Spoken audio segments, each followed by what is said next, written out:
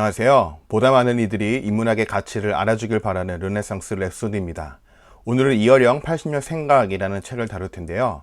율곡이 초정 박재가와 함께 한국의 3대 천재로 꼽히기도 했다는 이어령 선생님의 사유 속을 유유히 탐험해 보겠습니다. 그럼 시작할게요. 여러분의 암기 능력은 어떠신가요? 저는 평균보다 좋은 편입니다. 특히 숫자에 관한 기억은 남들보다 오래 남아요. 에베레스트나 백두산의 높이라든지 프랑스 혁명의 발생 연도라든지 조선의 건국 시기라든지 여러 숫자에 대한 기억은 웬만해서 사라지지 않습니다. 그런데 저는 이게 자랑거리라 생각하지 않아요. 학교 시험을 볼 때는 도움을 받았지만 시험을 넘어 공부를 하는 데 있어선 걸림돌이 되었기 때문이죠. 암기 자체가 공부인 줄 알고 착각했던 것이 화근이었습니다. 예를 들어 조선시대 임진왜란 이후 경기도부터 시행한 대동법. 저는 1608년이라는 숫자만 달달 외웠습니다. 대동법에서 대동이라는 글자의 뜻이 무엇인지, 한자는 어떻게 구성되었는지, 유래는 무엇인지 이치를 따져보지 않았어요. 궁금증조차 생기지 않았죠. 진짜 공부는 물음표를 던지는 것인데 가르쳐주는 대로 외우기만 했습니다. 물론 제 개인만의 문제는 아닐 겁니다. 우리 사회가 가진 주입식 교육의 한계이기도 하죠. 그런데 이어령 선생님은 달랐습니다. 재미있는 예화를 하나 읽어드릴게요. 꼬마 이어령은 질문 대장이었다. 초등학교에 입학하면서도 근본을 캐는 질문들이 계속 터져 나왔다. 왜 서당이 아닌 학교라 하는지, 또 학교라고 처음 부르기 시작한 사람은 과연 누구인지도 궁금했다.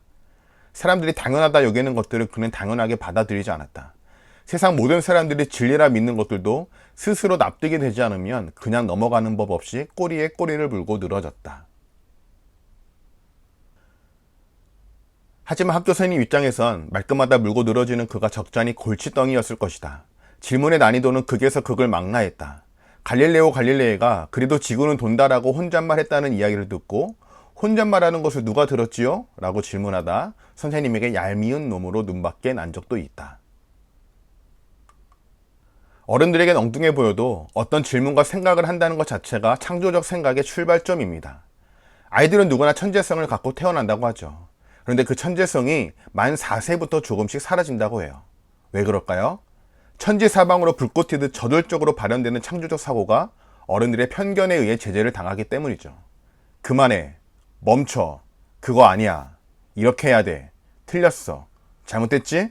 앞으로 그러지 마, 그냥 외워, 원래 그런 거야 라는 말이 아이들의 머릿속을 지배하기 시작하면 싹이 시들시들해지는 건 시간 문제입니다.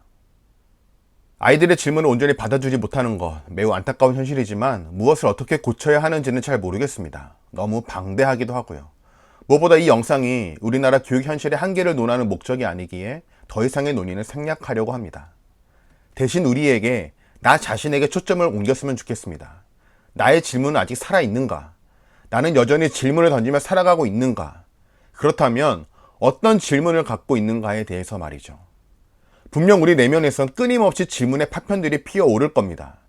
단지 각박한 현실로 인해 생계를 영위하고자 사회 구조 속에 온순히 길들여진 양처럼 살아갈 뿐이지 누구나 질문을 갖는 주체성과 실존은 분명 어느 한 공간을 차지하고 있습니다.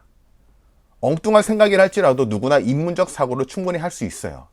다만 사회적 편견과의 인지 부조화로 스스로 차단하고 있을 뿐이죠. 이어령 선생님 어떨까요?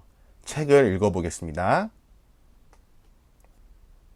어른이 되어서도 물음표는 사라지거나 줄어들지 않았나요? 라는 질문에 그는 우엉차를 한 모금 마시더니 말을 이었다. 내 인생은 물음표와 느낌표 사이를 시계추처럼 오고 가는 삶이었어. 누가 나더러 유식하다, 박식하다고 할 때마다 거부감이 들지. 나는 궁금한 게 많았을 뿐이거든. 모든 사람이 당연하게 여겨도 나 스스로 납득이 안 되면 아무리 사소한 것이라도 그냥 넘어가지 않았어. 물음표와 느낌표 사이를 오가는 것이 내 인생이고 그 사이에 하루하루의 삶이 있었지. 어제와 똑같은 삶은 용서할 수 없어. 그건 산 게 아니야. 관습적 삶을 반복하면 산 게 아니지.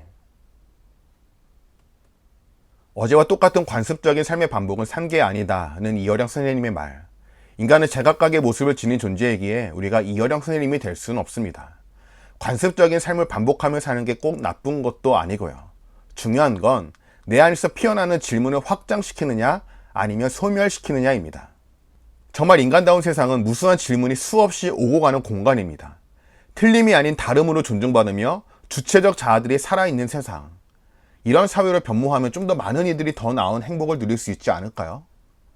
그런데 아직까지 무수한 질문이 오고 가는 세상은 요원합니다. 지금도 어딘가에선 꼬마 이어령이, 꼬마 베토벤이, 꼬마 다빈치가 잘하고 있을 테지만 자신의 길을 마음껏 발휘하고 있을까요? 예전 어떤 댓글에서 신이 천재를 괴롭히는 법에 대해 이렇게 쓰여 있었습니다. 1번 재능을 준다. 2번 국적 코리아. 정말 우픈 말이 아닐 수 없는데 이어령 선생님의 꼬마 시절 일화를 마지막으로 소개해 드릴게요. 형을 따라 줄레줄레 간 서당에서 꼬마 이어령을 쫓겨났다. 그것도 첫날에. 천자문 탓이었다. 하늘천 땅지 검을현 누를왕 하늘은 검고 땅은 누렇느니라. 서당 훈장의 말에 꼬마 이어령이 물었다. 왜 하늘이 검나요? 내가 보기엔 파란데요? 아이놈아, 밤에 보면 하늘이 검잖아. 그러면 땅도 검어야지 왜 누렇다고 해요? 밤에 보면 다 까만데요? 할 말을 잃은 훈장은 답변 대신 호통을 쳤다고 한다. 이 쥐방울만한 녀석이 어딜 와서 따져? 옛 선녀들이 다 그렇게 말씀하신 걸 가지고. 가부장적 권위에 물든 서당 훈장의 눈에 비친 이어령은 훌륭한 옛 선녀들이 말씀하신 진리에 딴지를 거는 버릇없고 예의 없는 꼬마였다. 하늘이 왜 검을까? 라는 질문은 그의 머릿속에서 떠나지 않았다. 한문 선생이나 한학자들에게 물어봐도 도대체 답을 구할 수 없었다. 다들 당연한 얘기를 왜 묻는지 이해할 수 없다는 반응이었다. 그 의문이 풀린 것은 시간이 흐르고 흘러 40대가 되어서였다. 주역과 음양오행 사상을 알게 되면서 비로소 천지 현황의 뜻을 이해하게 된 것이다. 검은색에는 두 가지가 있더라고. 현과 흑은 같은 검은색이라도 달라요. 흑이 물리적인 검은색이라면 현은 추상적인 검은색이지. 천자문에서 검을현은 추상적인 차원이었던 거야. 오방색을 봐요. 동쪽은 파란색, 서쪽은 흰색, 남쪽은 빨간색이고 북쪽은 검은색이지. 북쪽은 음양오행에서 하늘을 가리켜요. 남쪽이 생명을 상징하는 양이라면 북쪽은 남과 대비해 생명이 죽은 곳으로 여겨. 사람이 죽으면 복만산에 묻힌다. 하늘나라로 간다고 하잖아. 그래서 하늘이 검다는 거였어. 허허. 하늘천, 땅지, 검을현, 누르황을 수없이 들으며 자랐지만 꼬마 이하령 같은 질문을 던져본 적은 없습니다. 이런 면에서 천재는 타고난다고 생각하는데요. 이제부터라도 다양한 질문과 의문을 품어볼 생각입니다. 그동안 당연하다고 여겼던 사회적 현실태가 응당 그래야 하는 것인지 근본에서부터 따져 물을 요량입니다. 현실의 압박이 녹록지 않겠지만 서로에게 비극만 안겨주는 자본주의 사회에 무작정 순응하고 싶지는 않네요. 혹 여러분도 직장에서, 조직에서, 사회에서, 일상에서 금기시되는 여러 질문을 던져보는 것은 어떨까요? 아무쪼록 오늘 여기서 마칩니다. 잘 들으셔서 감사하고요. 구독과 좋아요는 큰 힘이 됩니다. 모두 좋은 하루 되시고 다음 영상으로 또 찾아오겠습니다. See you!